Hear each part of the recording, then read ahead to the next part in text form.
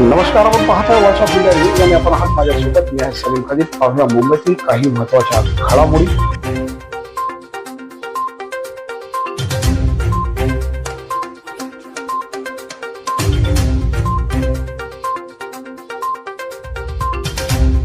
मुंबईतील आझाद मैदानावर आज सर्वपक्षीय नेते, विक्री व्यापारी आणि कोकणातील नागरिकांनी एकत्र येत जोरदार आंदोलन केले. कोकणातील प्रलंबित प्रश्न आणि छोट्या व्यापाऱ्यांच्या समस्यांकडे सरकारचे लक्ष वेधण्यासाठी हे आंदोलन करण्यात आले. आंदोलनाची प्रमुख कारणे: कोकणातील प्रश्न, रस्ते, रेल्वे, पर्यटन विकास आणि नोकऱ्यांबाबत कोकणातील नागरिकांनी नाराजी व्यक्त केली.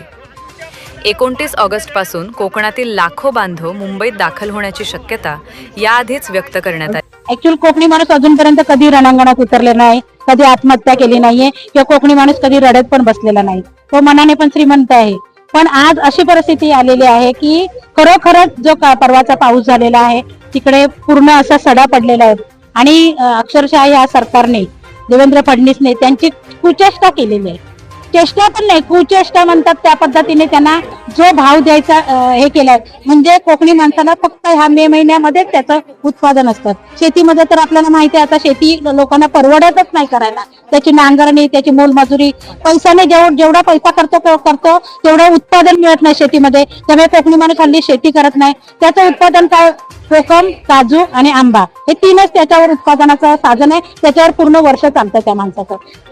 त्याला जर आता हा दगा पत्ता मिळालेला आहे तर गव्हर्नमेंट इतर खर्च करतोय सगळीकडे, तर कोकणामध्ये खर्च करायला नको. विनाशक जे उद्योग आहेत ते न्यायला कोकण दिसतं बरोबर. कोकणाचा जो हायवे, मुंबई गोवा हायवे, आज अख्खा किती वर्ष रखडलेला आहे. आमचा गणपतीला कोकणी जाणारा माणूस त्या खड्ड्यातून जातो पण कधी रडत नाही. गणपतीला जाताना देवावर भक्ती म्हणून कोकणात पोहोचतो. आम्ही कोकणी माणसं कधी रडत बसलेलो नाही आणि आमची या सरकारने चेष्टा केलेली आहे आणि ही चेष्टा आता आम्ही कोकणी माणसं सहन करणार नाही. आज ही झलक आहे. याच्यानंतर आम्ही असंच सातत्याने उतरून देवेंद्र फडणवीसच्या बंगल्यापर्यंत पोहोचणार. आज त्याने आम्हाला अडवलं, आज त्याने आमची सगळी फाटाफूट केली आमच्या लोकांची. याच्यानंतर नाही, याच्यानंतर आम्ही त्याच्या बंगल्यावर पोहोचणार आणि त्याला आम्ही कोकणी माणूस काय हे दाखवून देणार.